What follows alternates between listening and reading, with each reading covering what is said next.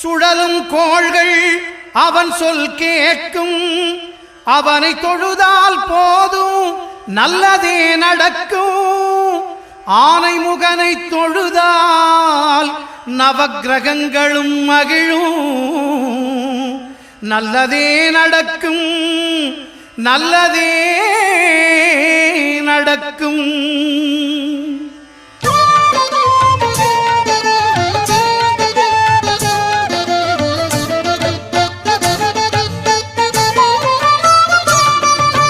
ஒன்பது கோளும் ஒன்றாய் காண